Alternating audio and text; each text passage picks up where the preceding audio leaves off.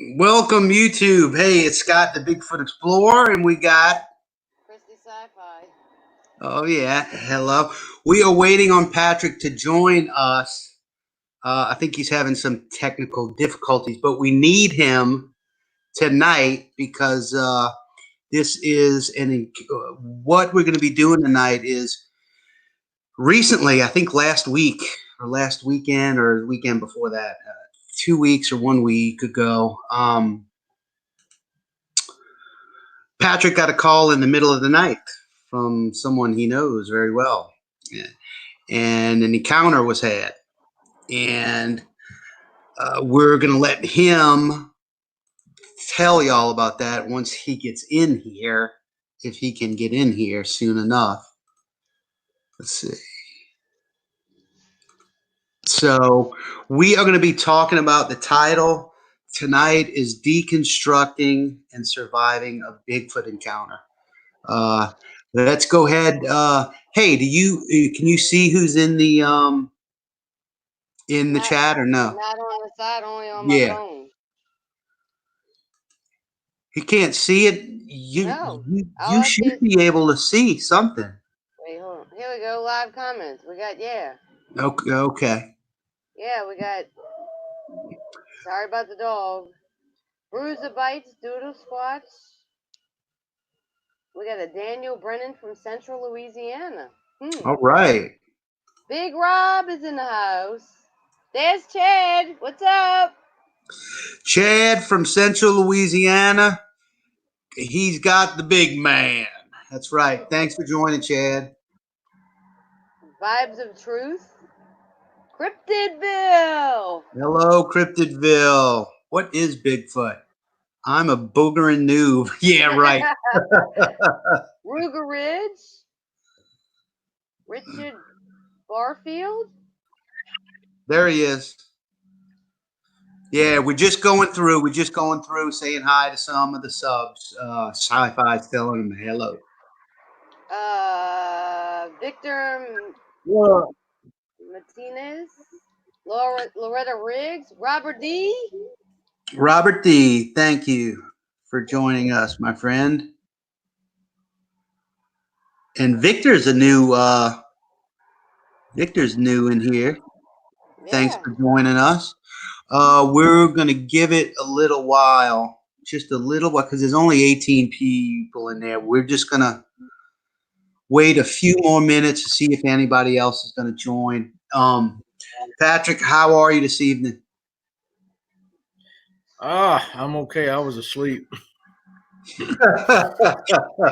Yeah, it was like 3 minutes till. And I'm like, man, that's not like him. I'm like,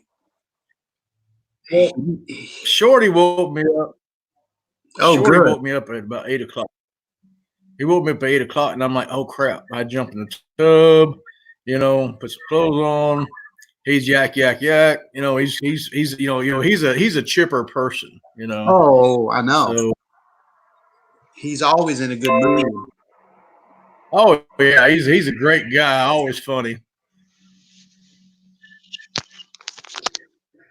So, I guess we can go ahead and get started. Robert D said he's gonna be kind to me this time. Oh, Robert, thank you. That's so nice of you. He's going to be nice to Patrick this time. Hey, it's Paul Arnfinson. If I am murdering your name, I apologize. Paul Arnfinson from Alberta, Canada. The Canucks to the north, welcome down to South Louisiana. That's where we're broadcasting from. Wait, why did you take it off? Huh? You took it off. I took what off? The chat. No, I didn't do anything. I see the chat. I don't see it. Okay, here we go. You got to go to comments, yeah. Oh, look what Hoosier Squat says.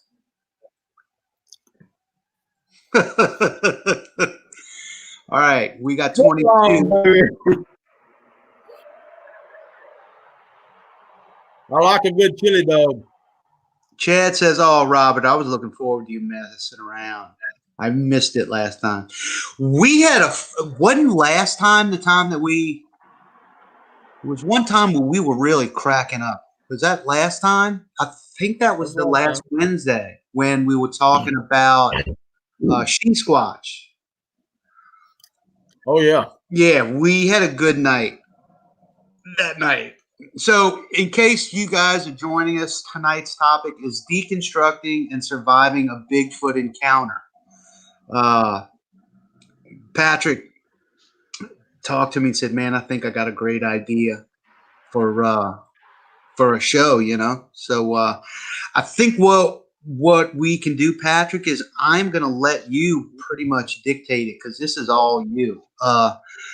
Go ahead and talk about who the encounter was from, how it all happened, and give a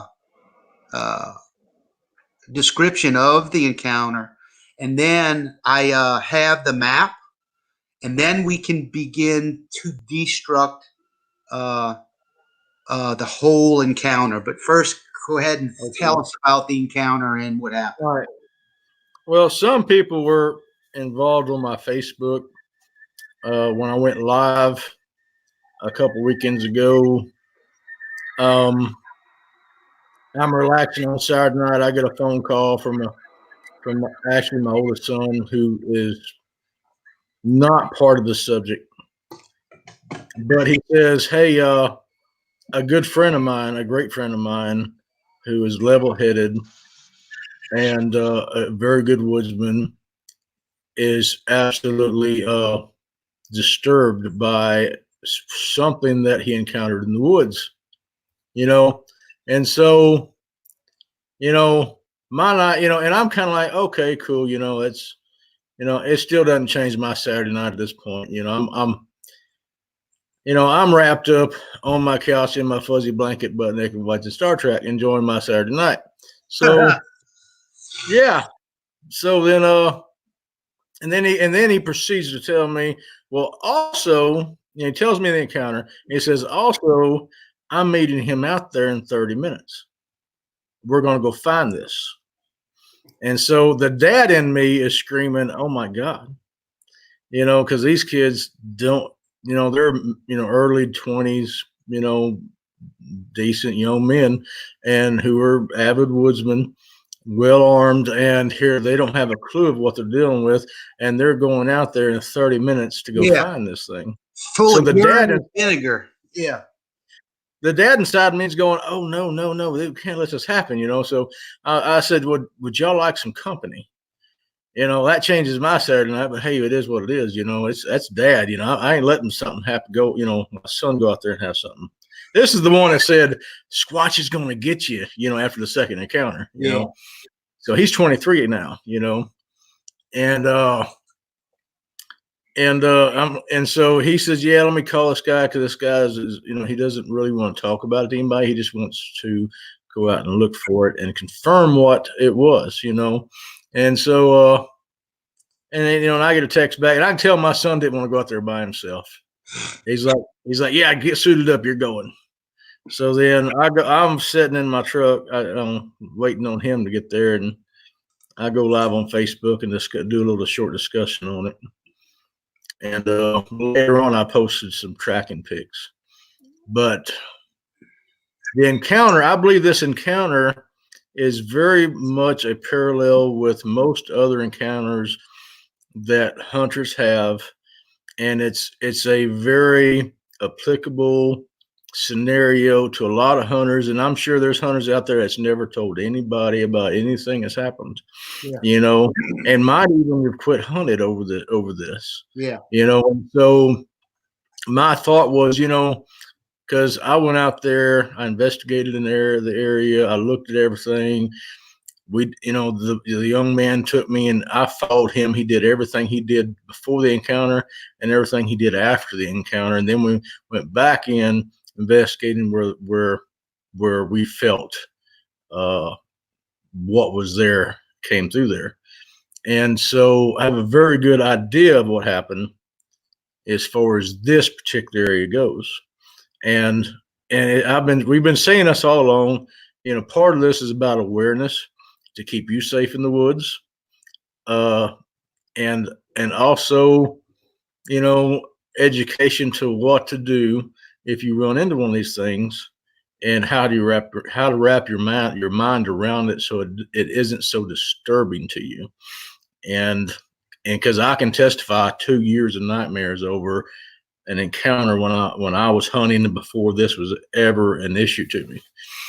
And so, which was another reason why I wanted to talk to the young man, because I didn't want him to go through. I went through it by myself. I had no one to speak to, and I didn't want him to go through the same thing and have the same nightmares and same emotional distress over it. And so this really is a service. I try to,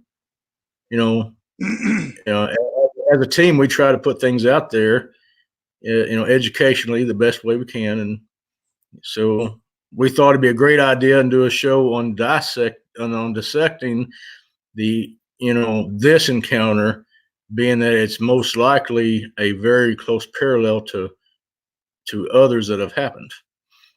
So if you're sitting out there and you've had an issue and you look at this, you'll probably say, oh yeah, that's very close to what happened. Or it could be a hunter that's watching this, or maybe trips across this, that watches it, and then 10 years and later comes across something, and he'll say, oh, I know, I have an idea what to do. Yeah. In fact, that is the exact scenario that happened to Mike Woolley, hunting on a deer stand, and 2 males were very aggressive, and he had never really had any idea. So, if somebody comes across this, they need to just be aware. I think that's a good idea.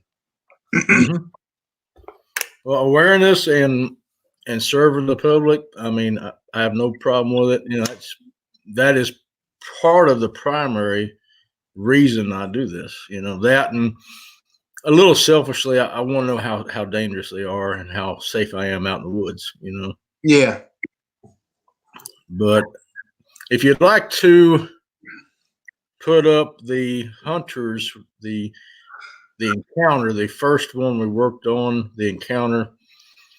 You want to go through the encounter first, and then we put up the map so that they have like once you tell the encounter, and then we show the map, it'll make sense. Okay, we'll do that.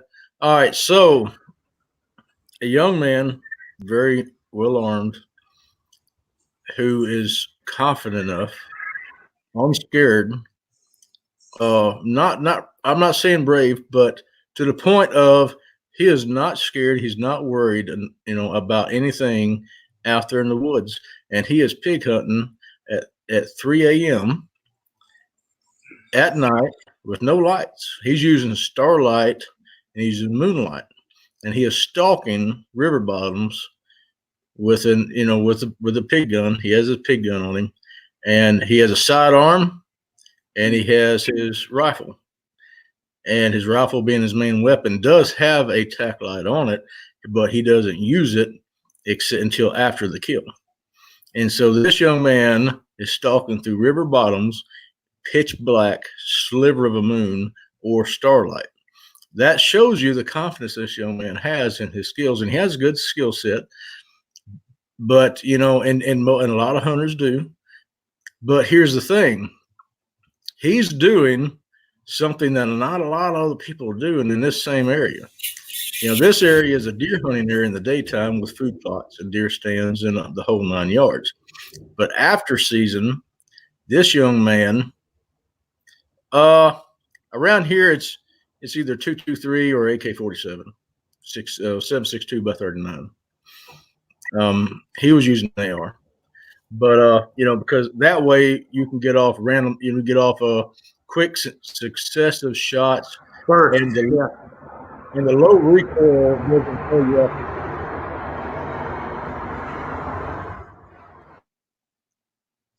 Go ahead. And the low recoil doesn't throw you off of your sight picture. You can literally switch, target, bam, bam, bam, bam. And it's not a big caliber, but it's certainly an adequate caliber. But anyway, this young man, he pulls up. A friend of theirs owns This is a farm that borders a river bottom, and the grandfather owns a farm, and they're all friends, and they all go out there all the time to this place doing this. And so, except for during deer season. Now, after it's deer season, to help, it's beneficial to the farmer for them to kill pigs, and they get the meat. So when I say pigs, I'm talking 300, 400, 500-pound hogs, wild hogs, So young man pulls up at this piece of property where there's an old farmhouse on it that no one lives in. And he cuts across at 670 yards across this farmer's field, freshly plowed. He's cutting through the, going vertical with the row. He hits a levee. Now he stays, the river's on the east side of the levee. So they got that road though too. They got the fence row, and then there's a little bit of road, and then the levee, right? Yeah. No, well, if you cut across that field, it's straight from the house to the levee. To the levee, okay. Now he got to the levee, and he hung a right, and he's on the west side of the levee, and the river and the woods are on the east side of the levee. So he's skirting this levee, and this levee's 10, 12 feet tall, and he's skirting this levee. Nothing in those woods can see him. He has good tactics. He's not skylighting himself on top of the levee. He's not on top of the levee with the gravel under his feet, letting anything hear him walk. Right. He is in the soft dirt on the west side of the levee for about another quarter mile. And, in a quarter mile, he's got to pop over this levee into the set of woods right next to a field that's been deer hunted, but of course it's out of season for deer. It's just pigs. Yeah. So he pops over the levee right there on top of, where these things were, where these beings were. He pops right over the levee and surprises them. He doesn't make 50 yards in this wood line, and he said he got a growling yell. Right there, 70, he's, 30 yards from a food plot. It's, another, 30 yards or 35 yards worth of food plot across it. Yeah. And 10 yards in that wood line is right there. And this young man has enhanced hearing on. He has muffs so that he can hear everything around him at a great distance. And, so here he is in the moonlight, with an AR, pig hunting with enhanced hearing, and he's moving slow. Right. And so he's basically like a tactical human being out for war, but he's predator hunting for a pig. Yeah, that's what he called him. He said, we enjoy being predators here. We're night predators. We go out at night, and we have all this gear with us, we got our sidearms, we got our main battle weapon, and we have hearing advancement, and we are predators out here shooting these animals that are tearing up these farmers' fields and doing so much damage. And they're really feeling this. They're feeling predator.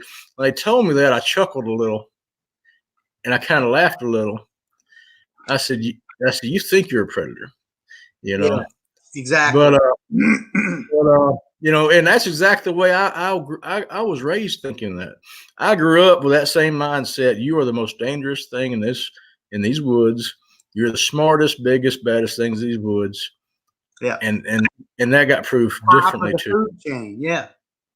Yeah. That got proved differently to me. Yeah. And that rattled me, and so that's part of the reason why I'm trying to get with this young man, get his mind, go through the scenario, see what fear he has, see what questions he has, answer any questions, try to help with any fear he has. And so what he did is he pops over this levee into this woods, makes 50 yards, and he hears this growling yell. I'm not going to imitate it because I wasn't there. He said it was a deep bass, raspy, growling yell. And he's, I missed a part. What stopped him in his tracks was that the whole woods went quiet. Oh, yeah. That's what stopped him in his track. When he's walking through, he makes about 50 yards of these woods. He said the whole woods just died. Poof. And he has a advanced hearing system on. He can tell. Everything goes deaf. Everything goes poof. And that's what stopped him in his tracks. And he said it wasn't just a few seconds later that growling yell come in. And so it wasn't like he was using a naked ear, Right. kind of sort of maybe hearing something.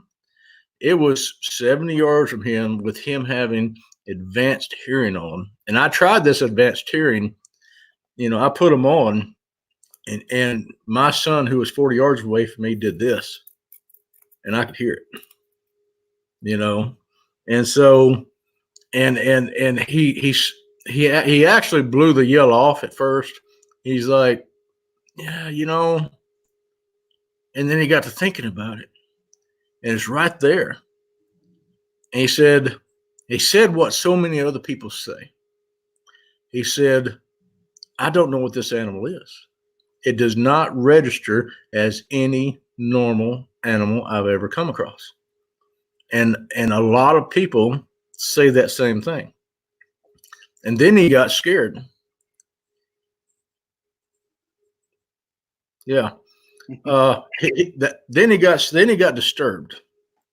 Okay, he got disturbed because A, the woods died. B, he has a strange something out there yelling, growling at him in a raspy tone that he's never ever heard.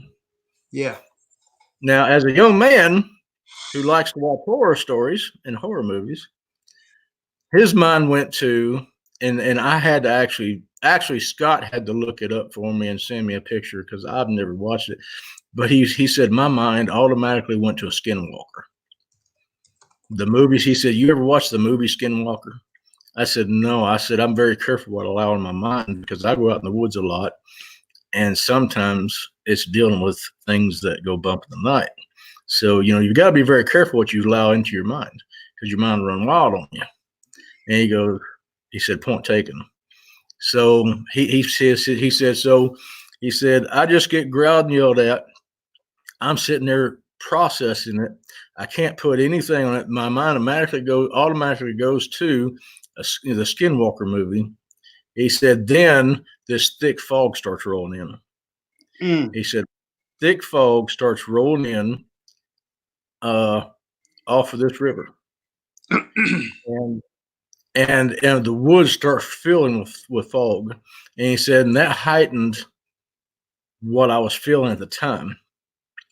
So he darts out of the woods, gets on top of the levee, and starts trying to make his way down the levee because he's almost a mile from his truck. So he said the fog got so thick, the only way he could tell he was still in the levee is that he heard the gravel under his feet. That's how thick the fog was. He said, I clicked the light on my gun on and could see nothing. I couldn't see past hardly in the end of my nose. That's how the fog was. And he said, and now I'm walking. I can't see any landmarks or have any bearing or have any spatial bearing of whether I'm nothing. I mean, nothing. You literally don't know. All you can really see is what's underneath your feet. Mm-hmm. That's really scary. Yeah, he said, in my mind, I've got a Skinwalker out in these woods, and he's picturing this in his mind, and he's surrounded by fog, and even his light on his gun is rendered useless because you can't see past the end of your nose. The only way you could tell you're even on the path out is that you hear the gravel in your feet. And he said, I felt like I was on a treadmill. There was, nothing. There, it's just movement. You keep walking and you're not moving. Yeah, because it all looks like fog, and you keep going. It's like you're not gaining anything. Yeah, that's exactly what he felt like. He said it felt like forever getting back to the blacktop that this levee runs into. He said, finally, I hit blacktop. And he says, and he kind of sounded very similar. He said, oh, thank God I'm on blacktop. I understand that relief. I do. So he's on blacktop and he turns and he's head down and he's probably got another 150 yards to go to his truck. And the reason I can tell this because I walk this every step with him. you know, that next, just, you know, just some hours later. And so he's walking this blacktop, and there's a small fenced in area where they keep a horse and some cows in. And when he gets to it, the animals go berserk. He said they're running, mooing, making vocal. I mean, they're just going crazy right next to him in this, you know, in this fog. And he's been in this kid's been in this area many times. Those animals have seen him many times. He said, I don't understand why they're going crazy. Yeah. Now, me being me, and also having some very real experience with this, I said, well, he was probably in the fog about 20 yards from you, following you. And you should have seen the look on this kid's face. No, that makes me wonder if they're able to pierce through the fog. Yeah, that's some me kind too. of way. Because if those cows and horses started going nuts, it appears that it was close. And so if it was following him, Something. either he was that, or the Squatch just visually has memorized the whole area and just knows where to go in the fog or not, whether it can see. Yeah. Well, Squatch isn't scared doing this. The little boy, this young man is. Right. I call him a little boy. You know, he's not a little boy. He's a young man. He's a very confident young man. But from my perspective, when I look at my son, I see a little boy, and even his friends, I see him that way. Yeah. But this young man says these animals are going berserk, and he picks up his step and he's walking. And finally, he picks up his pace. Oh, okay. And walking, he finally gets to his truck. You know, now the encounter happened at like 3:05 in the morning on Saturday morning. You know, it's now, you know, he said it took him, it seemed like 15 minutes. He said it was probably less than that, but, you know, so you're looking 3:20 in the morning, he's getting back in his truck, shook up, cranking his truck up and leaving the area. And he was up all day. He didn't sleep. He was up all day. Finally, he calls my son. I says, hey, we need to, you know, can you come talk, you know? And he tells my son what's going on. So they both sit there and work this out in their own little heads. And then finally 9:30, I get the call. Yeah. You know, hey, Dad, this kid is talking. My son's exact words, this kid is talking crazy like you talk. Okay, that's what he tells me. I'm like, what do you mean?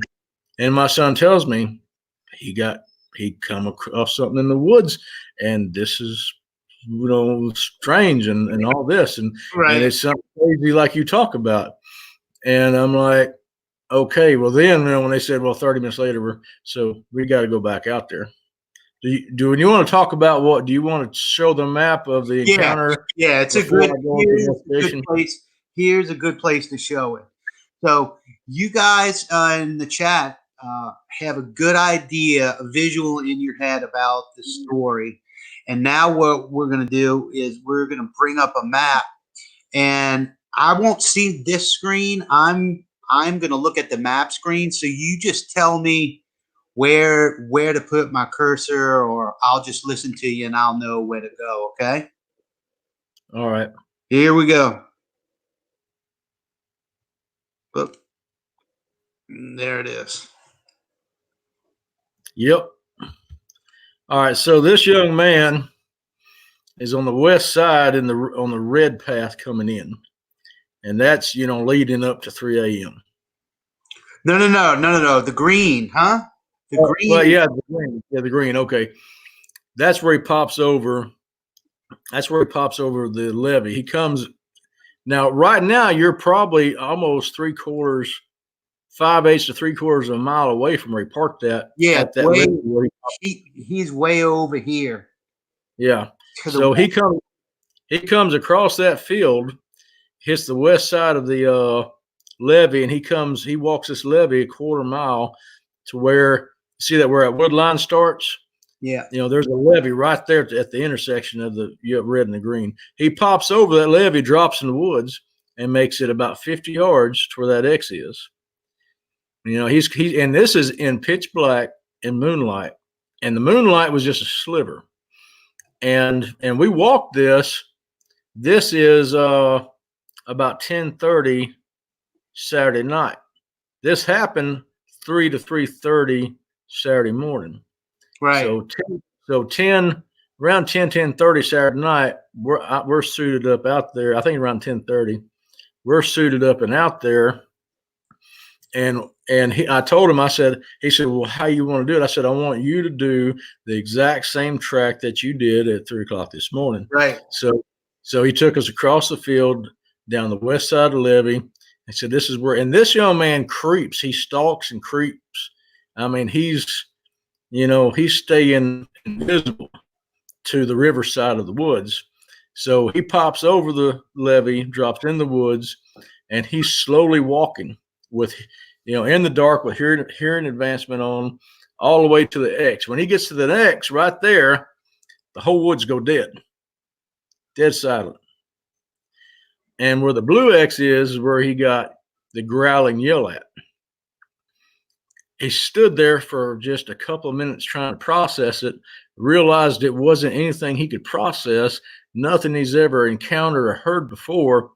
And you see he darted out of the woods, hit the levee, and made and stayed on a known path, which was the levee, all the way out. Now, I commend the young man on that, because you don't want to take chances of staying in the woods. Yeah. You don't want to take chances when your butt's on the line. You want to get to a known path and get out. Yeah. Now I feel this is very, very indicative of your average hunter's encounter with an animal like this. They're headed in, even though, most people, it may be 4 or 5 in the morning headed to stand, they're still heading into an area. And I've said it before, and I'm going to reiterate it. You share your areas with them. I don't care if you're on a private lease or if you're on a public WMA, you share the hunting areas with them. Their private living areas are further back and away from you, and they have a water buffer between the average human activities and where they're calling a daytime haunt or home at. Yeah. But they're hunting at night what you're hunting in the day. And so sometimes paths will cross. And I have tracked Sasha across an ATV trail, and the ATV, the guy on the ATV just went through there 5 minutes before that. So they're sharing the same things. And from what this young man was doing, hunting in the dark where he was hunting at, yes, there was tracks. And Scott, do you have a picture of those tracks? No, because keep going. Let me see if I can find them. All right, and so yeah, if you keep going in these areas, eventually, and to me, it's inevitable in this scenario that he's going to run into something like this, and and he did the smart thing. The smart thing is to recognize the situation for it is, to get out of the woods as soon as possible, to get on a main trail that is going to get you out. Don't try to take shortcuts. Don't try to take off running across anything. Get on a main trail that it's going to get you out and get out of the area. So he did everything right. If he hadn't done anything right, it could have been a lot worse situation for him. Right. Now, if you look down on the southeast corner of the map of the food plot, past the food plot, you'll see a trail. There's a trail there where I found 3 sizes of tracks. Yeah, right there, coming out of the river. They actually stepped out of the river up on the sandbar. It came up through the grass, up a 8-foot embankment, and was headed to that food plot. If you didn't find them, I can send them to you. No, I got them right here. Okay. Really, Well, these, really and truly, I only got that one. Oh no, I have one with like it's by the sand, and then I got the one with the gun magazine. Is that okay? there should be two with gun magazines. There should be a larger one with a magazine, a medium Yeah. one with a magazine, Yeah. and then a small one in the sand. And I have to apologize. I'm gonna apologize right here, guys. Yeah, because I can't really see much in that sand one at all. I'm not a I am such a poor cameraman that when I'm sitting there holding the light, my son's holding the light, I'm tracking and trying to take pictures of tracks. I didn't even think about the flash on my camera, on my phone. I didn't even think about turning my flash on because there's toes in that sand. And I was trying to shine a light to get a good, pic of it. But then it wasn't until the next day I realized, I got flash on my damn phone, So is this the track right here? That is a 4-inch track. This right here? Yeah. When they come out of the river, that 4-inch track appears. It goes another 5 feet and disappears again. Look, this is the trail that he talked about from the river. They found the trail right here. Yeah. So that picture we looked at in the sand is around this area, or it's further in? Right about where you're just outside. You can see the V. Yeah. The west side of the V inside the crook there. That's where that little track was. Okay. Now, it's a 4-inch track. I'm shining a light on it. There's toes and heel, but again, I didn't turn my flash on. I'm not a great camera person. I'm there tracking and trying to keep 2 kids safe, and as I said before, it takes everything I have to do what I do without distraction, but I'm also trying to document what we're doing too. And I did it poorly this night. Let's check this one out. All right, that's the medium-sized track, about 14 inches. The toes are uphill, the heel is downhill. Now, you got to understand, this is on an 8-foot embankment at a 60-degree angle. This is not flat on the ground. Right. So it's almost like what you call kind of like a little mini dam, a little hump in the ground. Yeah, it's some kind of a part of a levee system, I think. Yeah, like a levee system. But the tracks were messy because they were trying to get up this hill, and so they weren't just great prints, but I did find toes and heels in them. They were conclusive tracks. It's just I did a poor job at documenting them. Well, and everything is moving, and you're dealing with 2 kids who, Hey, these kids, we're walking through the dark before we get to these tracks. We're walking through the dark, right? We're walking through the dark, and we're getting on the backside to track not the hunter, but what was there. Right. And these kids say, my son says, "Hey, so-and-so, do you think we should tell them about the track find down here on the river all the time?" And his friend says, "No." His friend says, "No, because there's like a 4 or 6 inch track and then just the regular size tracks, He said, "That's not, Bigfoots have big feet, And it stops me dead we're in dead dark, no lie. I stopped dead in the trail. The boys kind of bump into me, and I turned around. I looked at him real slow. You said you've been noticing these before all the time? Yeah, I'm like, you've been seeing barefooted tracks out here. Oh yeah, we see them out here all the time because we come out here in the summer, and on the river and fish and bonfire.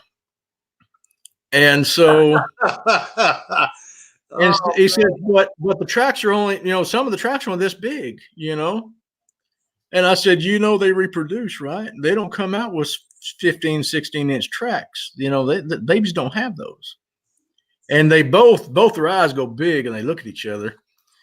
And that's when I realized just how little experience I have behind me, you know, in the dark on this track, you know. Well, not only can they not grasp a Sasquatch as being real, but the thought of having a baby Sasquatch totally and completely mind twisted them. Yeah, this is, you see, that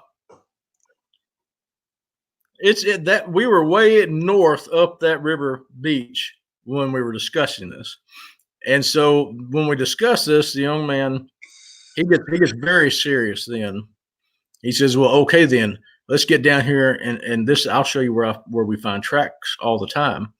And, you know, these barefoot tracks. And so I'm like, well, can I click my light on? Because this is your area. I'd like to click my light on and track my way in so I know what I'm getting into. He's like, you can, but the tracks are down here. You know, it's like he knows exactly where these are.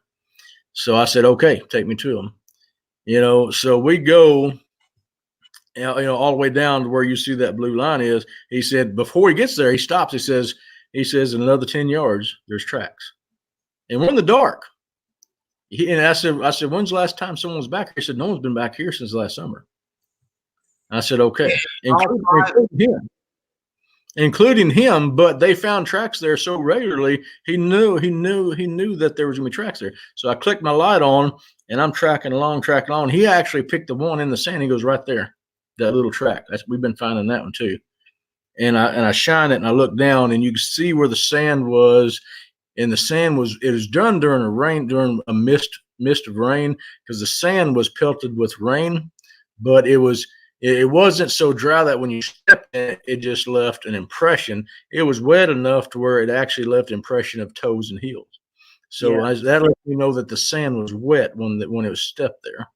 And that had just been, you know, probably, you know, midnight Friday night or so when it was pelting with rain. Yeah. So approximately 2 or 3 hours before he walked in there, they crossed that river. And so, you know. So I guess this would be a good time to start to say, okay, well, let's deconstruct this. Let's say, okay, we've heard from you the encounter. We've heard the boy being totally and completely unaware, his frightening moment. And then now we've actually seen an aerial of what he did.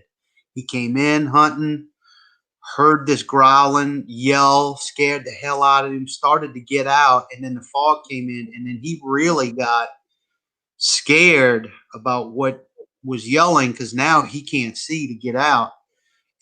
But he knows the fall of the top of that levee, which, like you said, was his saving grace, and then got back on this little road levee and then went back to his truck.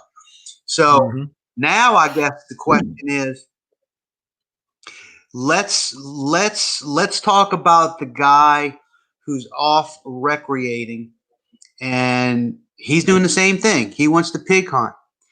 But the moment he gets out of the truck, the one thing that's different is that he's aware of the possibility that Squatch or Bigfoot could be anywhere. So he's got that on his mind, but then again, he's never had an encounter. He's never really been scared or heard anything, but he still doesn't want to let anything like that stop him from doing something that he really enjoys to do, which is to go hunting. So he's heard Bigfoot Xplorer and other people spread awareness. So this is on the back of his mind no matter what. So he comes in and he follows the green line, right? He's doing this stalking, kind of the same scenario. He hits the X and the loud growling and yelling happens. So now what's in the back of his head comes to the front of his head. What should he do, or what else did the unaware hunter not do that this guy could do? Well, every hunter, and I'm not sure if this young man ever really thought about having an index of known animals. You know, I put together a mental index of all known animals, and you know, every hunter should have that with them, and they should be able to thumb through that index of known animals. And when they get to the end of it, and it still don't match, that's when the hunter Bags up. Yeah. the hunter needs to say, "Oh, okay, this is something that is unusual," and he needs to really think his way and think on his feet. Because the problem could be as simple as a growl yell. There aren't always that simple. I don't think it was that as simple as that what this young man thought it was. Right. Um, it would be purely on my own instinct and education with these and also coupled with that the animals were going berserk, that he was being tailed on the way out. Hey, were those animals like right around here? They were, if you go north on that levee about So half a mile. so you'd have to go way up here. Yeah. Okay. Yeah, if you follow the red line straight north up that Yeah. levee a half a mile, it'll dump you into a blacktop. And when you dump into a blacktop, you hang a left and you go about 60 yards, and there's a lot there with a horse and half a dozen cattle. And that's where they were going crazy. Well, it That's where followed they him were a long going ways then, if that's what it did. We'll see if and that's not surprise to me, because in my first encounter, I was followed on foot for a mile. Yeah. So yeah, but having a good Rolodex of known animals and the ability, it's very disturbing if you don't have this on your radar, because I might have said this before, but I think there's going to be more and more encounters due to encroachment, due to their population growth, especially because of the pig problems. There are tens of thousands of pigs running wild in North Louisiana and in Central Louisiana. That is a great food source. And with the population, these things are pushing into more and more urban areas, and so looking at this area, they're in city limits. Okay, they're living within city limits, just about, or at least on the very outskirts of city limits. Yeah. If the young ones were there, they would be protecting them. Yeah, that's part of what I explained to him. Part of what the equation, not all of what the equation, but part of what the equation is I explained to him, I said, look, if you think logically about what happened, it makes perfect sense about what happened. You have their trail coming into a hunting plot where they hunt pigs. You're out here at 3 a.m. with no light, surprising them, hunting pigs. They got what is probably a 1-year-old, 1.5-year-old with them. Right. And Yeah, that's a scary situation. Now, this is one thing I wanted to ask you. Looking at the image,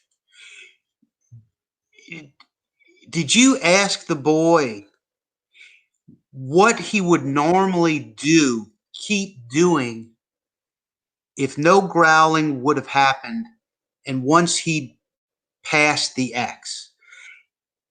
Like does he usually run that whole stretch, or does he wait a while right here on the edge of the X and just wait for something to come out and bushwhack it? Or does he come out into this food plot and walk the edge of the food plot? Did you ask him what he normally does? I think I think he just walks the edge of the food plot and looking. He doesn't get on the food plot. He's smart. He stays 30 or so yards inside the wood line, so he doesn't And, highlight himself. and that's what I was wondering, because if that thing was there and it didn't yell, and for whatever reason, either he came into the food plot, or let's say he killed a pig and shot it in the plot and walked into the plot with the pig, and that thing yelled, then what? Yeah, exactly. The young man, believe it or not, the young man was doing kind of what I did as far as a mistake goes. When I talk about mistakes, this young man was doing what they do. He was hunting the way they hunt in pitch black, staying 30 yards off of the food plot, circling food plots, looking for things that are in this baited field as prey. And that's how they hunt a lot of times too. They'll stalk, 15, 20 yards off of a wood line, looking out into a baited field. So he was pretty much doing what they're doing and made the mistake of getting caught doing it. But I got to take a break. Okay, I'll be right back. I promise. You gotta go to the bathroom. Shh, you ain't got to announce it. I'll be right back. Hey, unmute yourself, Sci-Fi. Let's see if that. Yeah, okay. We'll see you in a minute. Hello? Yeah. I can still hear you, Patrico. You can't hear me? Yeah. I can hear you now. But earlier, we could hear you, but it sounded like you were in a tunnel. I don't know. Something's going on with my computer. I don't know. Cryptidville asked, and I'm sure we'll have to wait for Patrick. Was there anything in that wooded area that was out of place, i.e., shellfish piles, huge fish bone pile?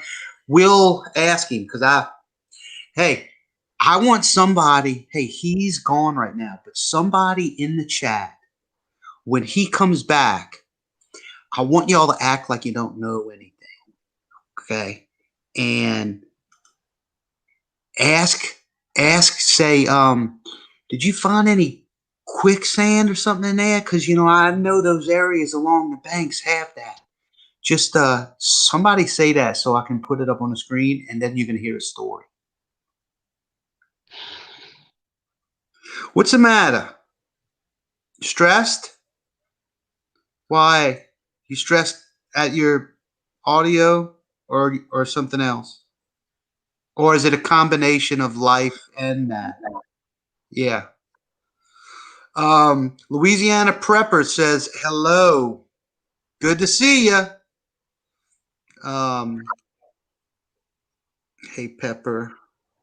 Gotcha, Scott. Brian will probably do it. That'll be cool. Wait till he comes back. Cryptidville. Was that a hiccup? Mm-hmm. So you had a bad day, or Just aggravation. yeah, I know. I live with it too. Yeah. We got 48. Thanks, Brian. Appreciate that.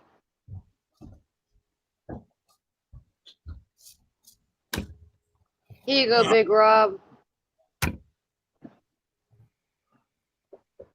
Hey, look at this, dude.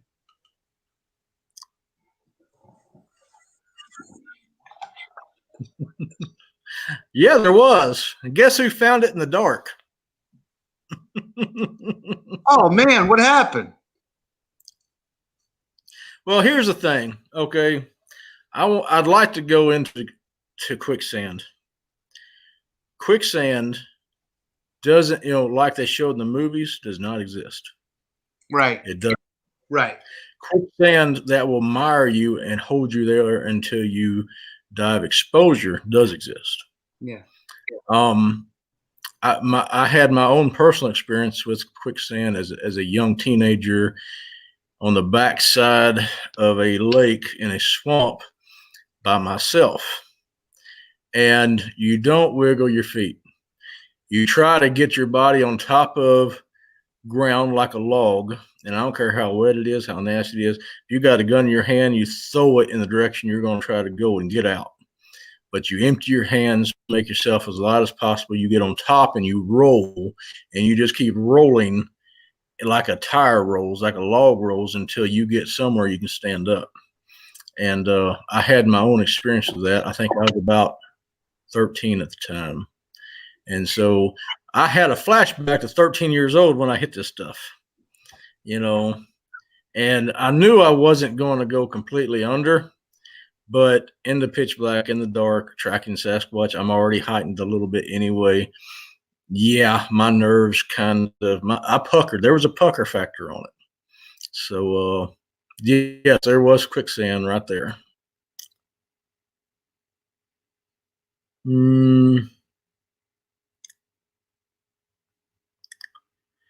But yeah, it was definitely, here it is, some young people at 3 a.m. moonlight hunting, and they're hunting river bottoms, and they're popping out into the woods, surprising these food plots. And I turned to the young people and I said, who'd have thunk that you'd have walked up on something like this? And my son said, thunk? I said, that's me being sarcastic.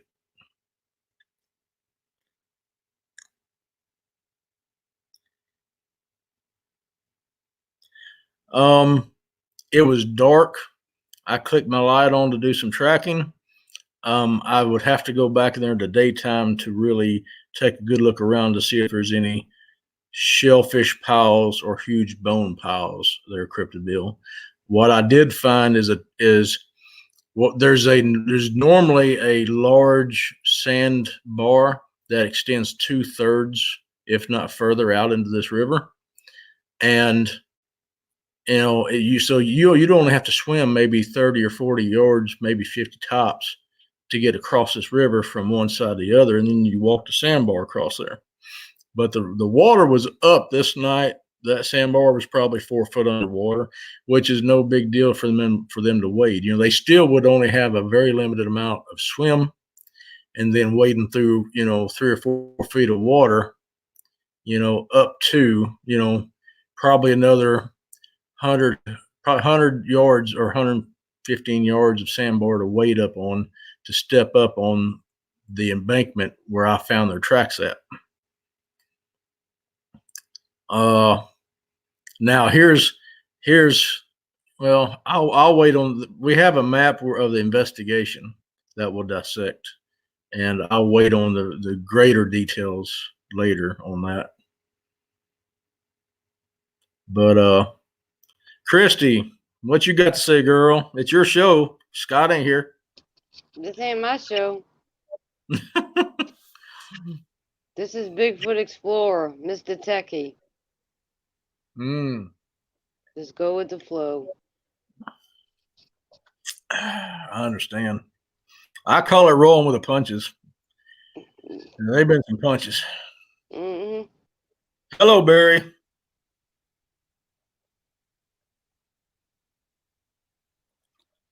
Okay, here's a good question for you. Yeah. Say you're tracking in the woods. You come across one, like Scott said, growls at you. What is the first thing that you're going to do when you feel like it doesn't want you there? What is going to be your protocol on the safety of that? Okay. First, I'm going to say, do not growl back. Do not stare into that area trying to see. Okay. That's a bad thing. I've stared into an area and even made faces. I was going staring into the dark area, and just to provoke something, don't do that. What you need to do is breathe Go into crisis management mode. Keep your head and wits about you and think your way through your problem. You need a route out. Don't cut down a shortcut. You know, some people will say, hey, I've been hunting this area 5 or 6 years. There's a right of way that I know goes to my truck or the general area, and it's straight across this property. And I'm going to take this right of way and I'm going to get down it. And I've never been down it, but I know it goes that direction. So I'm going to jump on this right of way and go down it and get to my truck twice as fast. But what you don't think about is there's about 40 or 50 yards of swamp there, and maybe some where you get mired down, slowed down if you can get through it all, or there's a big deep creek there that you don't know about. You know, stay on the path that you know will get you out, not question, but get you out, preferably as improved as possible, and keep moving, keep your head on 360. You know, keep your wits about you and think your way through any problem. You know, get out. Another thing is, don't show fear. Yeah, well, that's easier said than done, because I'm gonna tell you what, fear has its own pheromone, and the first two I had, It's impossible not to show fear. Yeah, I promise the first two, they knew there was fear, even though I had control over my fear. Yeah, they knew there was fear. But you know, now what you're talking about is the rules that we operate under. The rules that we operate under are completely different than what a hunter's going to operate under. You know, your average hunter guy that's going out in the woods, his rules should be to do his thing. Don't go in areas doing things that people don't normally do in those areas, you know, because that'll draw attention to you. Go in, do what your observed behavior already is, and that will make them feel safe enough to continue what they do in the off times, you know, when you're not there. Right. So getting back to being in the woods, should you turn your back and walk slowly out, or should you back out facing the sound? Because some tell you not to turn your back. Like I would feel like I would feel as if I think most people would turn their back and want to run, but maybe they don't. But I think they would also stop and keep looking back over their shoulder. And to me, I think that is just an affirmation to Squatch that you know, and it could actually provoke the creature to come after you if it thinks you know. Well, here's the thing. If it growls at you, it's telling you, you better know. Now, tactically, you know, as far as from a tactical standpoint, what I do is I'm right-handed, so I shoot right-handed. So I turn my left side of my body to the area, to the sound. Any sound, not just to the growl, but if I'm listening for footsteps and those footsteps are moving, I keep my left shoulder pointed to those footsteps, and I'm backing out, and my head's on a pivot. I'm looking where I'm going, and I'm looking where it's coming from, and I'm backing out. And even on my way out, I keep my left shoulder. I don't care if I have to walk backwards a half mile to my truck. I'm keeping my left shoulder pointed to where the disturbance is coming from. And my safety is off, you know, and I'm backing out. Not that I would ever want to pull the trigger on one. And I heard someone come up with a bright idea: fire a warning shot. No, do not fire a warning shot. Okay, these things don't play games. There's no games here. They don't play checkers. They're not bears. They're not dumbfounded animals. They play chess, and they play chess not to win. They play the game until they win. Until they get what they want, they will play. And if it takes stalking you for a mile to make sure you're out of the area, they're going to do that. Well, think about this. And I equate it to this. if anybody has kids or knows little kids, anywhere from the age of being able to walk till about 4, 5, and 6. Let's say you're in a room and you're with them. You may be at a party or something, and the house, the kitchen's got a little island and stuff, right? And you're playing peekaboo with the child. You know everything you know what to do. You know where to go where he can't see you. You know how to confuse it by going around and flanking it. And it's helpless. And I think those creatures are just like that. I think they know every situation they could probably be in and that they've got control over it. Well, you bring up a good point. That's an excellent point, Scott. What you have to understand is these things are apex predators. Okay. And I know there's a lot of people, oh, this doesn't exist, or this doesn't exist, or it's an impossibility. Well, I guarantee, and I already know because I talked to the young man, he said, there's no way this is a possibility. Who? And I said, the boy? Yeah. He said, there's no way this could happen. I'd never thought this would ever happen. I said, that's the same thing I said. Now, that kind of pushes for right now. And I know I try to be objective, but it's hard. It's hard to be objective on this subject and informative. So if you want to keep an objective mindset on everything we say, that's great. But I'm here to be informative for people because it's a very real. I really believe in situational awareness for hunters and safety for hunters because or hikers or backpackers or campers or anybody that goes off in the woods.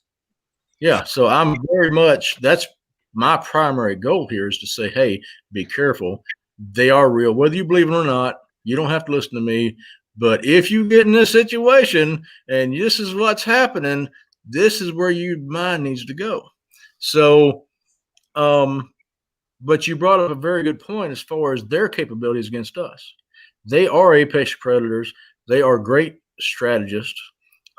These things run deer down and pig down by hand and kill them. Okay. They have to have strategy, and their capabilities are they can see you on a moonless night in a rainstorm at 460 miles. 460 yards away. Sci-fi. And you don't even need a light on. You can stand by a tree 460 yards, across the field in the woods, and they can pick you out. That's how it's something about your sight. You saying that, the fact that people always say that they think they can see infrared, the fact that this thing apparently was able to maneuver in the fog where a human was completely helpless in the fog. Not only any human, but someone who goes there all the time, who knows that place by heart, could probably walk it blindfolded. The master of that domain there, he felt helpless, but this thing probably followed him in the fog and followed him back to where those animals were spooked like nuts. So it's just a testament to, we don't know exactly, but apparently there's something. Squatch has got eagle eyes, literally, or something better. Hey Scott, look what Robert D said. Cryptidville, yes. When where's Cryptidville? Anytime. No, I'm not gonna that tell one. you. Now hold on. When I first started doing this with Scott, when I told my first 2 encounters, and the very first one, you can ask Scott, it took a couple of months for me to be able to sleep. Every time I do this, there's a toll. And I told Scott, there's a toll for doing it. And that toll is peace of mind and sleep. It really is. I've been, since the other weekend, I think the maximum sleep I've got is about 4 hours. And it does weigh on you. And I still will have some really screwed up dreams. but I'm not going to let that stop me. Right. Okay, I can't let my personal weaknesses keep me from saying, hey, and doing this and making awareness and being a part of this team. I can't let that slow me down or stop me. Yeah, Chad's got a good point. Don't care who the hell you are, you're not going to hide fear from them, anything in the woods. I totally agree with that. But Bruiser Bites has a very good question on your past. He writes, Patrick, what do you think would have happened if your truck was further away on your first encounter? Because listen, if it had been further away, that means you'd have made it to the rock road, though.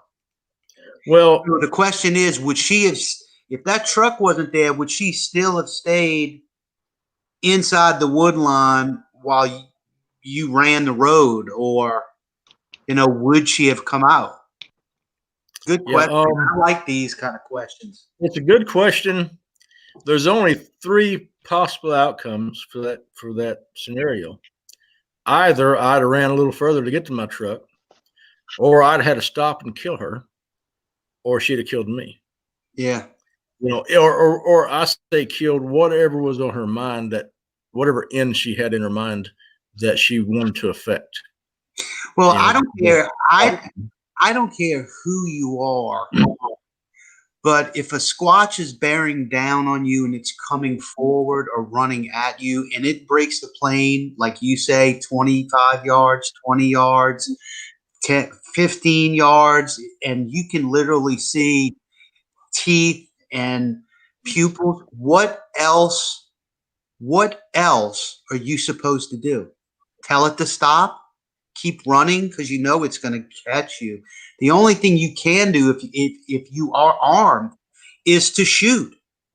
Yeah. I think at that point, if I was alone and it was bearing down on me and I was terrified that I couldn't get away and there was no truck there and I'm out of breath and what are you supposed to do? I damn well don't want to kill it, but I damn well am scared. I'm scared to death. I want to come back home to my kids. It's either her or me, And I think a lot of people talk and say, well, this is what I would do and this is what I wouldn't do if it was at me and this, that, and the other. I really don't think a lot of us know exactly what we would do when you have a flush of adrenaline and fear come over you to a point that you've never experienced, meaning to a heightened area. I mean, we've all felt that in some kind of way. You either when you get in a wreck or you get in a fight with somebody in a physical altercation, it's like it's a blur, you're hyped. But everyone who's had a scary encounter, not a sighting, says that it's just it's beyond anything you felt before. So I don't know if your brain can literally operate the way it's operating right now when that is going on. And in that sense, I think you're capable of doing anything. Yeah. Well, and that's reality. That's reality. Yeah. Well, in reality, you're not going to say, "Go home, Sasquatch, you're drunk." Yeah. It's not going to happen. And that's why I have a 25-yard minimum. If you come, if one wants to make contact, now I have had that. I had little Sam break my 25-yard, but he was a baby. He was young. I knew him. But if on average, if one wants to make contact with me, it needs to do it 26 yards, because at 25 yards, I have a weapon in my hand. Yeah. At 24 yards, 23 yards, you're going to have a laser sight on you. Well, yeah. 25 yards, if it's moving 20 miles an hour or more, by the time you reach, get out, come up, and do like this. How much ground have they covered from 25 yards till fully drawn? You're able to bear down and get some kind of aim on it. By that time, it's already seen you do this, and it's making an alternating move to counteract what you're about to do. So, I'd have my gun out, but I'd be crapping all over myself, literally. Well, worst case scenario, it's going to get close enough to where I slap it in the chest and empty a magazine into it. Worst case scenario. And I hope to God that don't ever happen. I hope, Sasha learned to keep 25 yards from me over the years. Little Sam, he'll push that boundary. Yeah. But any others, if they want to make contact, they better do it 26 yards, because at 25, I'm ready. At 20, I think it's safe to say by 25 yards they've made up their mind what they're doing.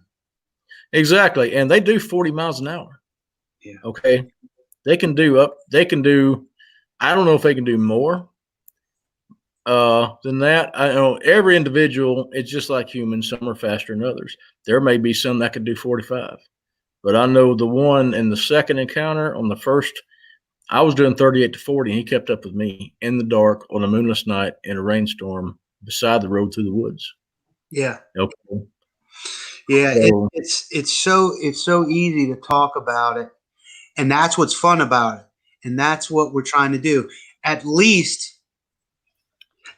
just going over the scenario that I had about your adrenaline, and it's so heightened that it almost feels like there's gaps in time. Your hearing things become silent. But then again, it's so fast, it feels like it's slow motion. At least if people have some sort of awareness, I guarantee you that maybe they wouldn't have gone as far in the woods. Or maybe if they'd have heard something snap, they'd have said, you know what, this isn't worth staying here until dark and hunt. I'm going to go ahead and leave early. Just because of being aware. And if we can get that type of mindset into folks, we're not trying to scare you. But which one? No, you just gave me a horrible thought. What would have happened if I'd have sat there and hunted all the way to dark? Dude, you'd have been in the dark. I wouldn't have been able to run. No, we'd have met up with that road there on that dim road. That'd have been tough. With no flashlight. With no flashlight. Oh, you didn't have one. I come this close from going ahead and hunting it anyway, because I didn't have a flashlight.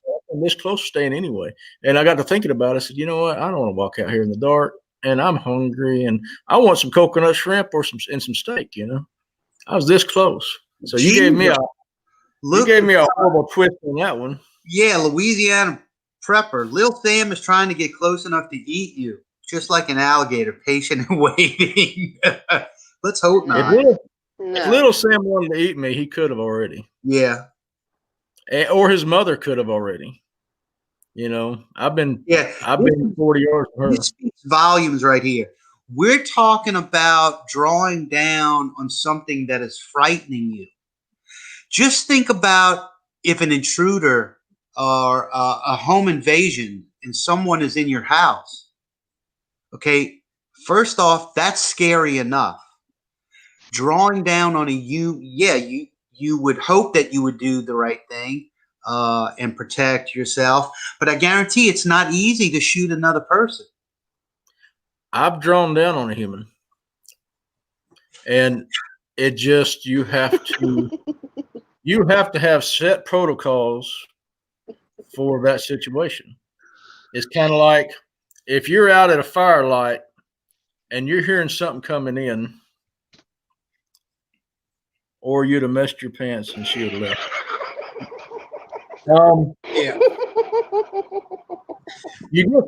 Here's the thing: you get scared afterwards. You don't get during. If you'll feel fear during, but you have to go into crisis mode and go by protocols. Yeah, and I think you could, but I think some people that can't. I think some people can't. I think some people would totally just freeze up because it's not a human anymore. I mean, this is something. We've all heard encounters from folks, but what does the face look like? What is going to happen to you when you're staring in its eyes and you see what it looks like for the first time? That right there is a nightmare to me. It is disturbing. I'm not gonna lie, it's disturbing. Yes, Christy? Hey, Patrick, do you taste like hot dogs? Hot I dog. don't know. I've never inquired of my taste. If I'm ever dating someone again, I'll ask. But What I said, somebody said that. Who said that? Hoosier Squatch said probably Patrick probably tastes like hot dogs. Yeah. Five Hazel's got a good one. And I ask this all the time, Five Hazel. And she says, why do you think they will always keep their distance, Patrick? And this goes to anybody who has a frightening encounter, they're telling you their frightening encounter. They didn't die. I think there's a reason why they didn't die. Not because of luck, not because they outran the Squatch, not because they had a gun, but because Squatch allowed it. And it's kind of like that issue when you did get to the truck. Regardless, you were so close and she was so close. Dude, you wouldn't have been able to get your keys out fast enough to get into the truck to unlock it. She could have grabbed you then. But she didn't. She'd have got shot too. Well, maybe she was thinking that.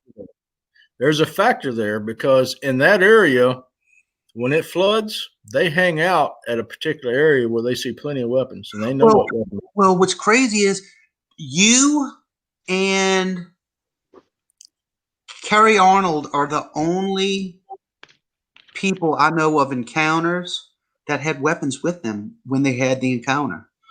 Like, if you constantly listen to the Dixie Cryptid channel, and there's a lot of stories that he reads, most of those people don't have guns. I mean, he does a few where it's hunters or bow hunters, but the majority of people don't have weapons, and they still let them go. I mean, you have to surmise that they let them go. They didn't get away. They let them go. That was part of the 2 years. That's part of what drove my 2 years worth of nightmares is that, here it is. I've always believed I was the biggest, baddest thing in the woods. I wasn't allowed to do anything. I dictated what I did in the woods and I demanded what I wanted to demand and I did what I wanted to do. And if I wanted to take an animal's life, I took it and I took it home and I ate it. But to really realize that I was allowed in and I was allowed out. Yeah. My coming and goings were allowed by something that's 8 feet tall, 600 to 800 pounds, can do 40 miles an hour, can see you, pick you out next to a tree in the dark during a rainstorm on a moonless night. Right. Has no problems tracking you down and using strategy against you to catch you. And I was allowed my entire life in and out of these areas. Well, that was absolutely horrible to me. Big Rob, you are not far off. He's probably joking as he say this. Maybe they just want to play tag. Patrick, how many times still till this day do we chat on the fact of what did Sasha want with you? Because you figure if she wanted to do you harm or kill you, she could have. So let's just rule that one out. Just say, no, let's just pretend that that's not there. What other possibility or necessity or need or want would she have for following you out a mile? Which, if you ask me, that route that you took to get out is probably not the route that she chooses to go home or wherever she was going. So she went off path, out of her way to do what she did. And if we rule out that she didn't want to kill you, what the hell else did she want? Well, here it goes again. And I'm going to point out the mistake that this young man made. he didn't allow them their fringed areas to make it in, to hunt in. And I was hunting, you know, a mile. This was my, keep talking, but this is excellent. this was one of the closest places I hunted to the road, which was a mile. Most other places I hunted were another mile in, so or two. So I was hunting in their area that they considered to be their hunting area on times that people don't hunt there. Yeah. And so I was on their time in their area. You know. Okay, every time I walk around without a weapon, God reminds me not to do that because something happens. Just had a hog run from my dog towards me, yikes. And that is Louisiana Prepper, Mrs. Louisiana Prepper. Yeah. Well, and yeah, you know, I really think Sasha was an intimidation thing. It had it been a male, you know, a male, well, you know, he's not as timid as a female. You know, she stayed in the brush intimidating me, you know, and even skirted out around the brush to stay in the brush, which kind of really shows me their mindset about staying hidden, but she was still being intimidating, you know. Also, I have a theory that she was orphaned young. Yes. And that she hadn't had any interaction with anybody. And myself being a large male, she could have wanted some kind of company or interaction. You know, I think she might have been really lonely, you know, because she and I had since then had several encounters knocking back and forth in the dark from each other, you know, and when I knock, she comes, you know, or did then, you know. Yeah. Patrick, did it make you nervous being that close?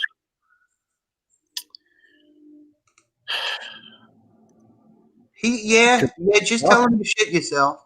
It's okay. Well, to Sasha, in the first encounter, I was beside myself, even though in reality, I was in crisis mode, thinking my way through a problem, much like this young man did in his encounter a couple weekends ago. I was in crisis mode, thinking my way through things, getting out of the area.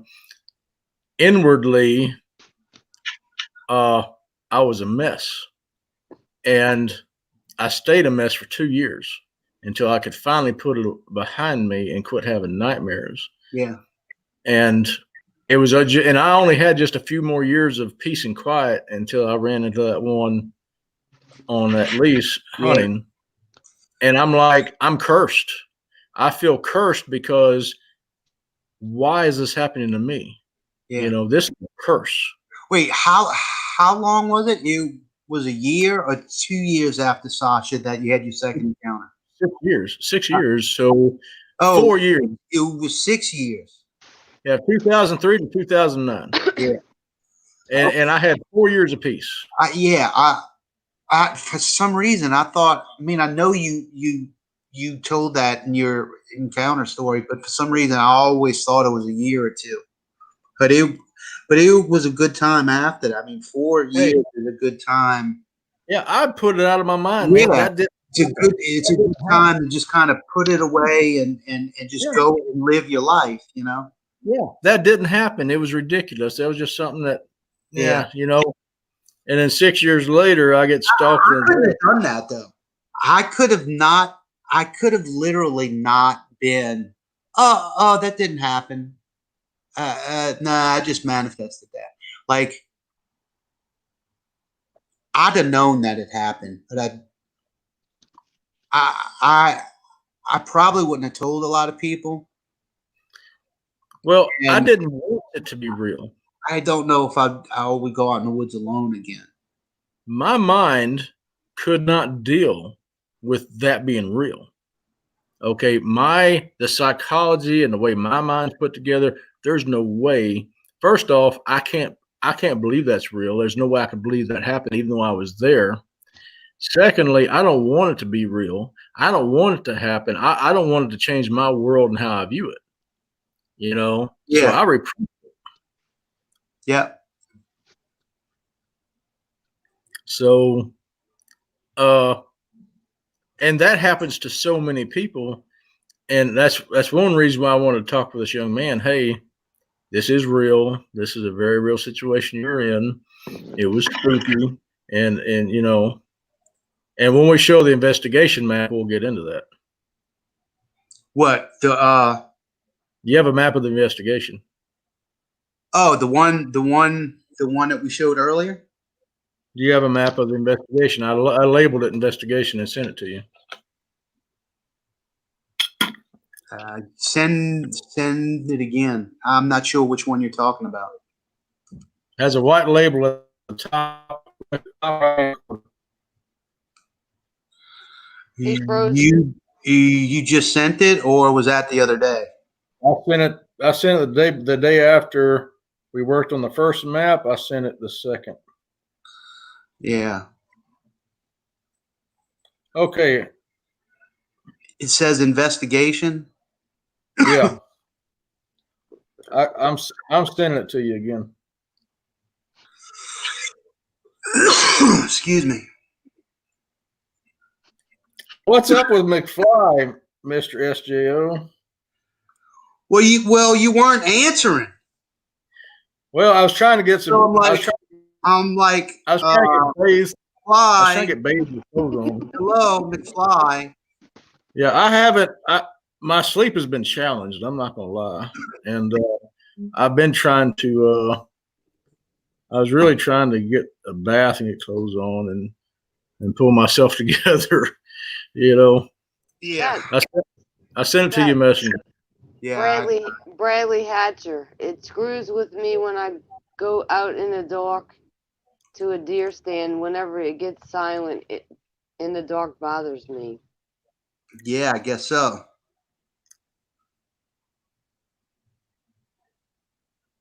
Okay, go ahead. that is the investigation that we did in the past. We took. Damn, Rick. Yeah, he's thought. You don't have the coronavirus. No, not yet.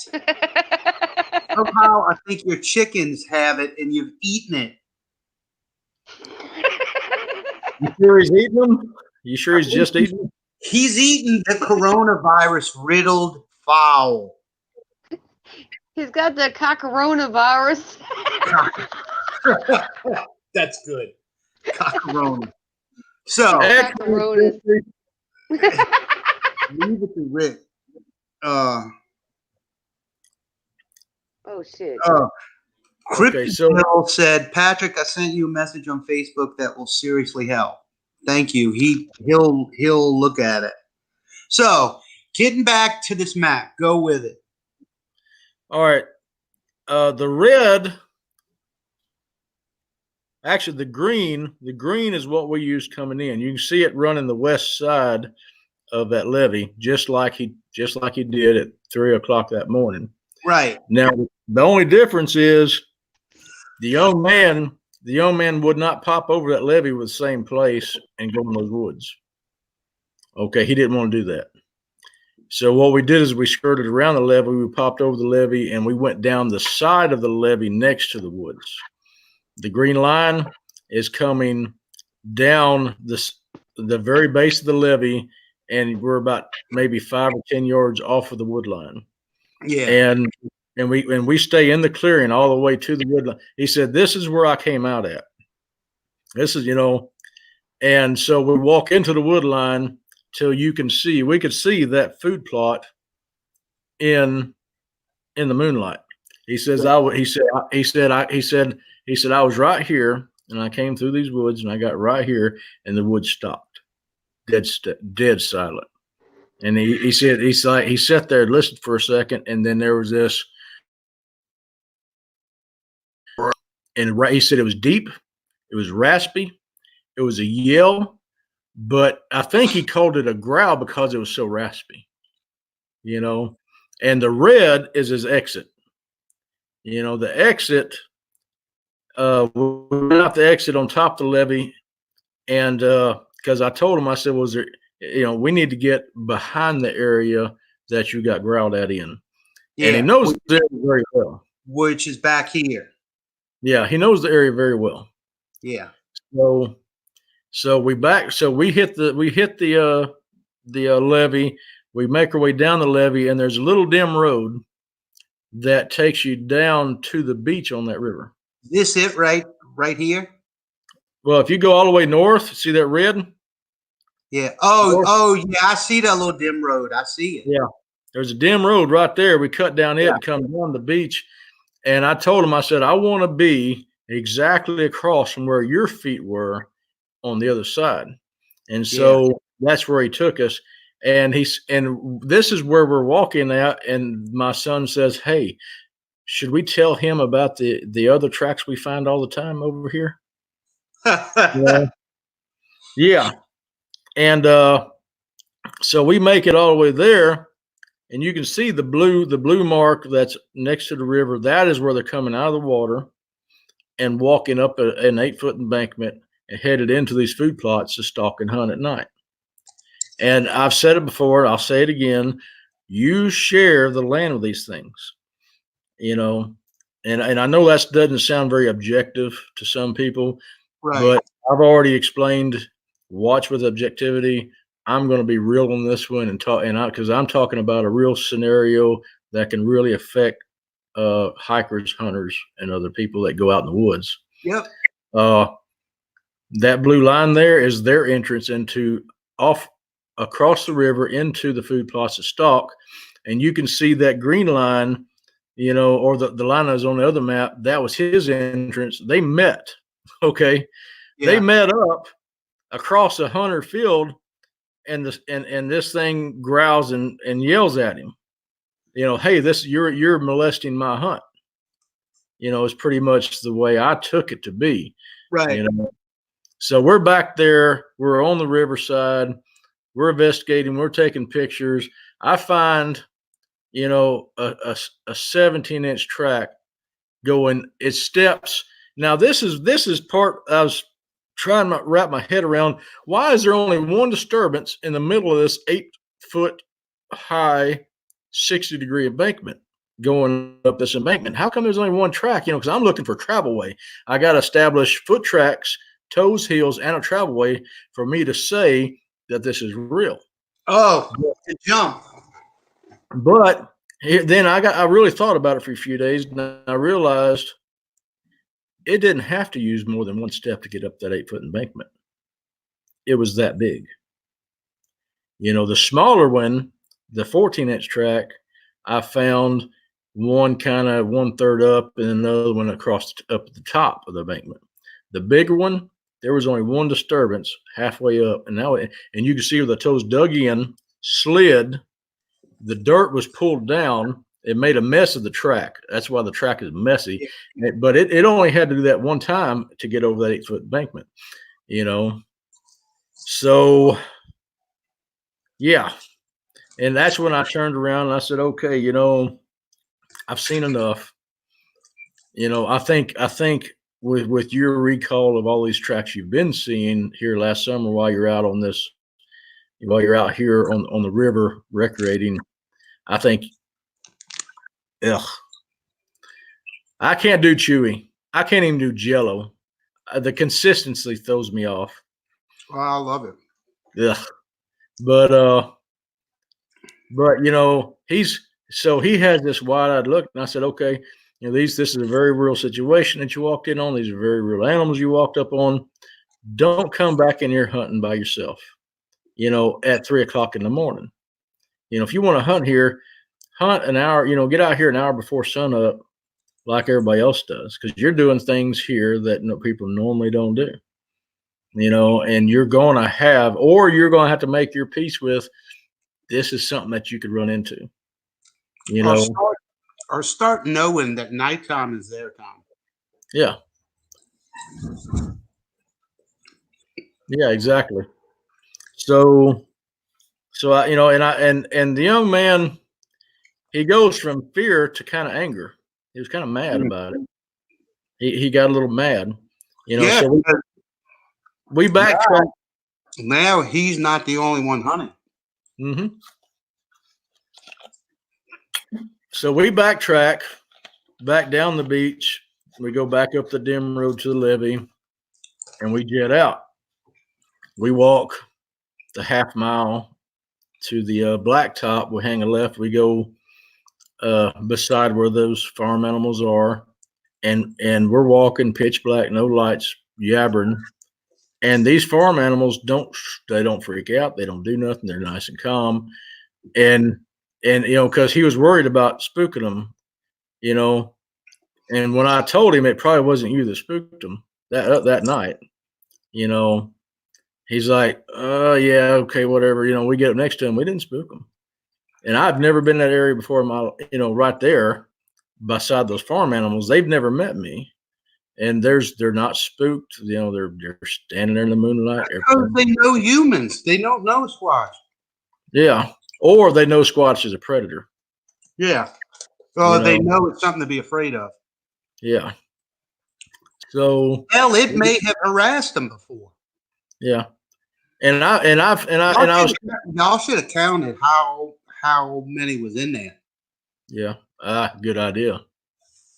But and I explained to the young man, what would you do if you're out in the woods? And I put it to him this way. I said, what I want you to think about is these things are living behind enemy lines every day, because there are people out there that want to kill them. They want to profit from them. They want to use them. They are literally living behind enemy lines and using their own logic, skill set, and frame of mind to try to avoid you, because they don't want an altercation, but they also have to feed themselves. And so you cross a river hunting with your family, with your woman and a 1-year-old, and you're sitting in the dark, and a human comes up on your time, on your dime, while you're trying to survive. Yeah. I told them I'd growl at you too.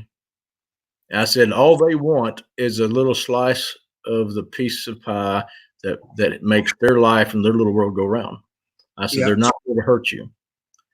So, and he's kind of angry. He's a little angry over the encounter, But the good thing is, anger is one of the last parts of acceptance. Acceptance comes after that. And so at least he's processed. He's not stuck in fear. He's not stuck, disturbed. He got angry, so he's pretty much getting over the disturbing part of it. And so I hope I helped him. That's what I was there to do. I wasn't there to just track them because, for my, I know they're real. I know they're around. I don't have to go track them just for me to track them. I was there, to really help him. You had a purpose. Yeah, I was trying to help him. Really, truly, you were an educator. I was trying. Night. I was trying to. I didn't want him stuck, on that levee for 2 years having nightmares. Yeah. Because I've been there, Patrick, if you go back, check out the draw to the west and see if they're using it to go western bound. Yeah. If it's private land, if I get invited back, I'm going to look at everything I can. And I told those boys on the way out, we were 50 yards from the truck, exhausted, 2:30 a.m. I said, guys, anything that can be done at dark can be done in the daylight. And they chuckled. It's kind of like the light bulb went off in their head. They're like, oh. I said, yeah, we could have done this earlier today,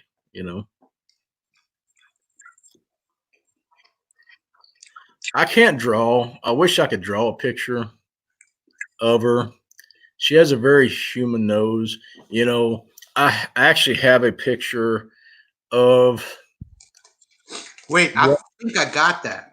Of what people called this a real Squatch, and it was supposed to be Minnesota Iceman.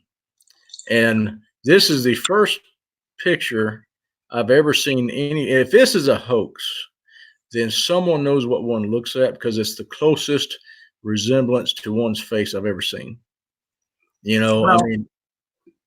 What you got to realize is there was a short period of time when the Minnesota Iceman was real, and then they had to take it out, and they put a dummy in its place.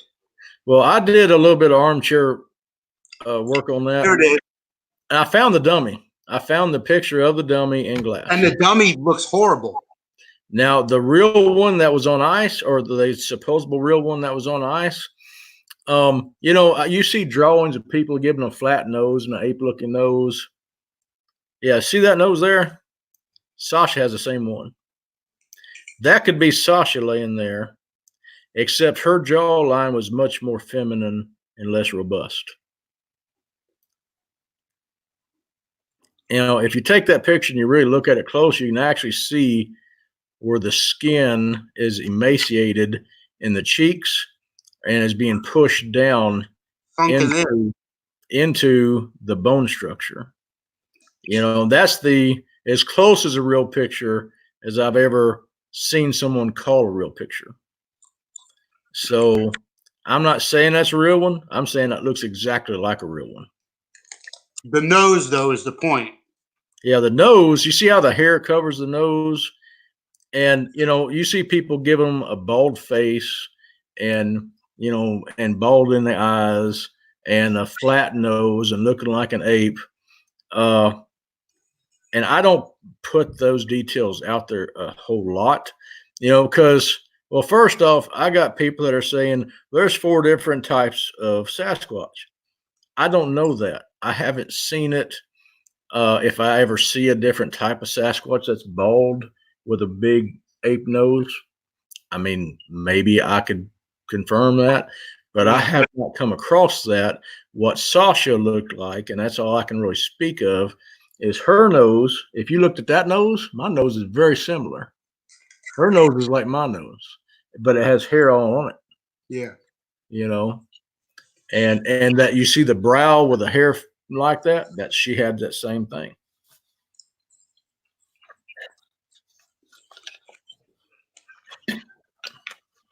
We cannot guarantee that Squatch won't hurt people. Patrick, history shows that they have hurt people.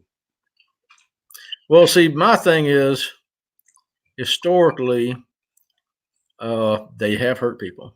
Historically, according to accounts, you know, and I mean old accounts. I'm talking 200, 250-year-old accounts.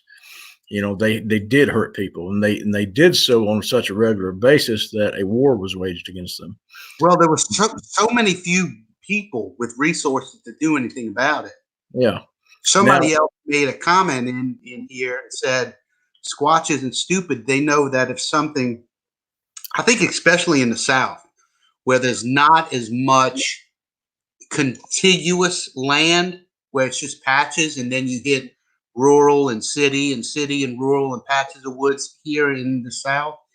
I think Squatch knows that if something happens to somebody, it's going to bring more humans in. Yeah, I think in this area, definitely. But, you know, you were talking about, you know, well, you know, people were encountered without weapons and they were allowed to leave, and they came on, they told their encounter, and I can't help it, but in the back of my mind, the question came up, how many didn't make it to tell their encounter? Yeah. You know, or how many people will not tell their encounter, but they haven't. Yeah.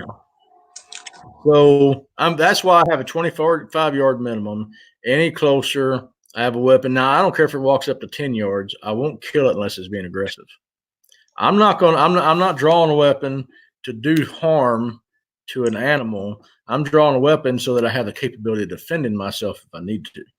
It's raining that bad? Jeez.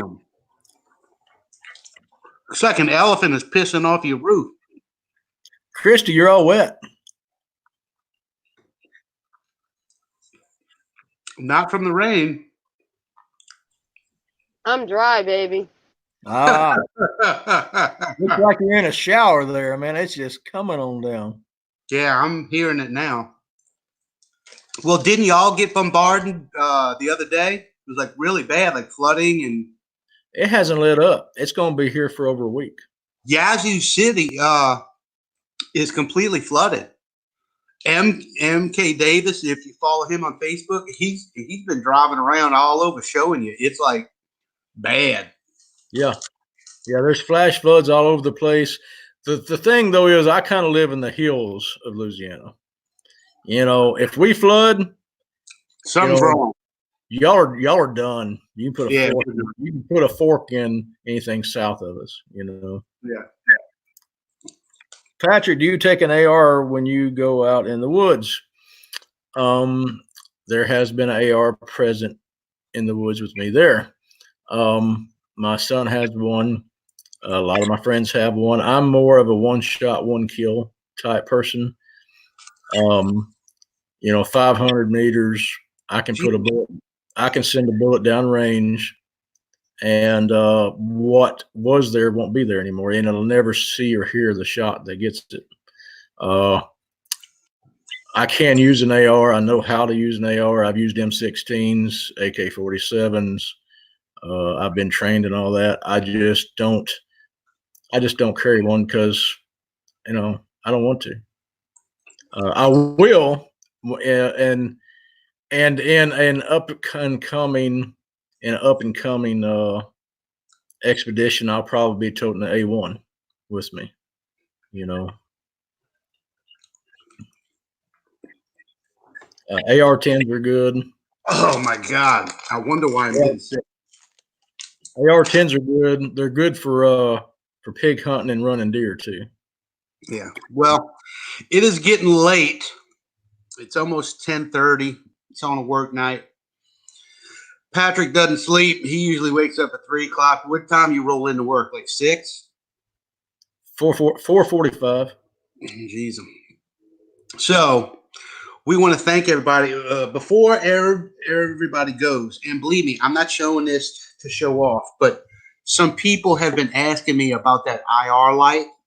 This is what it looks like, and this is the scale of the light to the camera. I mean, the light is almost just as big as the camera is.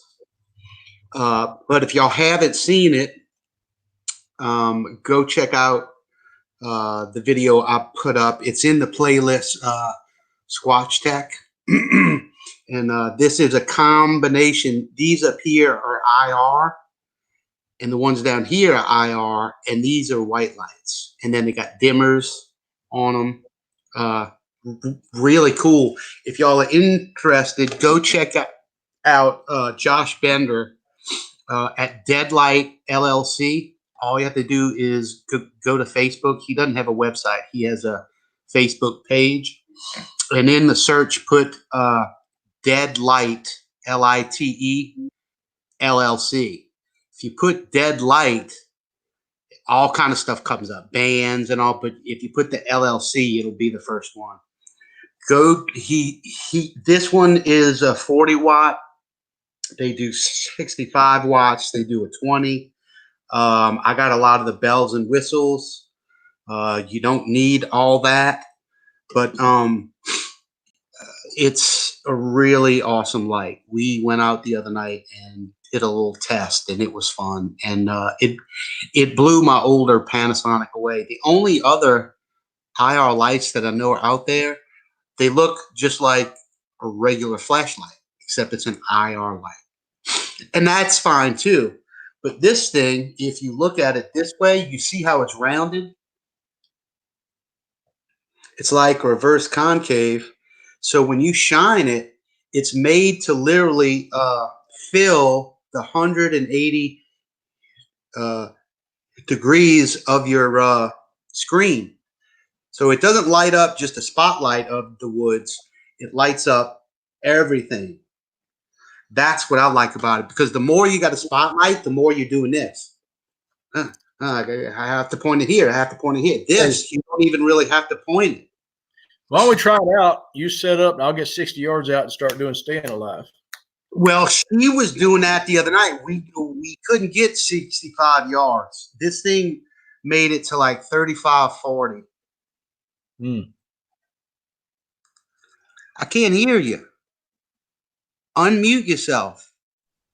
I said, look what Hoosier said. He said a disco light. Oh. I hear the BG. I hear the BG. Do a little dance, make a little love. Get down tonight. Well, everyone, I hope y'all found this not only entertaining but a little educational. Patrick had a great idea to capitalize on a safety uh, deconstruction of an encounter, how he walked in, what he could have done, how they went back to the encounter the next day, and what they did. All of those things uh, really try to put a puzzle back together. I mean, let's face it. No matter what, I don't want the stigma of being a researcher. I would literally rather us be called detectives. Yeah. Or Just trackers. Detectives, Squatch. Explorers. Explorers. Huh? Explorers. Yeah, explorers, but really, I mean, we're detecting too. I mean, we're literally looking for anything. I mean, it's like forensic science. It's really like trying to get in there and recreate exactly what you see on these homicide shows like Bones and all that crap that my mom watches. But hey, they over accentuate all that on their shows, but that stuff happens. I mean, those people work that constantly, and that's a big part of it. Constantly being there, needing to be there, being on the case, having your head in the right place. We, Patrick, sci-fi, we always like, man, don't you wish we could do this full time? I would do it in a heartbeat. I would do it in a heartbeat, and I wouldn't stop. I'd have to go on sleeping pills. Well, I would do it because I know I would lose some weight and I'd stop smoking. But anyway, that is going to be the end of the show. Does anybody have any last minute questions? Last minute questions. Not jokes, but any last minute questions? Squatch PI. That sounds good. I like that from Connie. Squatch PI instead of Magnum PI. It's a Squatch PI. I really do think that we cover what we call ourselves very well, which is explorers. We explore the possibilities. We explore. Explorer compensates really all of it. Yeah. Yeah, and we really do live up to that. We do, because I'm going to tell you, a lot goes into an expedition. We stay up for late hours for weeks on end, looking at places, really hammering down details to set yourself up for success. If you're not planning for success, we don't just show up, walk in the woods, and expect something to happen. We don't do that. We get on maps. We use criteria. It's funny. It's like if we can't be in the woods, then we're doing the closest thing to being in the woods, and that's either chatting or aerial interpretation, contour work, on the phone, chatting with people, getting the story. I know that's I mean, all of that is a big part of it. I mean, it just doesn't stop, Yeah, but we set ourselves up for success before we get there with hours and hours, hundreds of hours of man hours going into this area, so we know what we're doing and what area we're doing it. Right. Well, that is it, everyone. Thank you all so much for staying with us this long. We were exactly on for 2 hours. We enjoyed it. We hope you enjoyed it too and learned a few things. And we may do a regular assessment of this if we can get people to tell us their encounters and what they did. I think this is a great way to visualize the story and look at what could have and done by looking at the aerial maps. I think that's something people would enjoy. Let us know in the comments if you liked this format of encounter story incorporating maps with labels and codes of what went on. Because I loved it the minute that he sent one of them over. I said, man, this is a good idea. So for all of us here at Bigfoot Explorer, y'all have a good rest of your evening, and be careful if the weather is bad out there, and we will see y'all on the next one.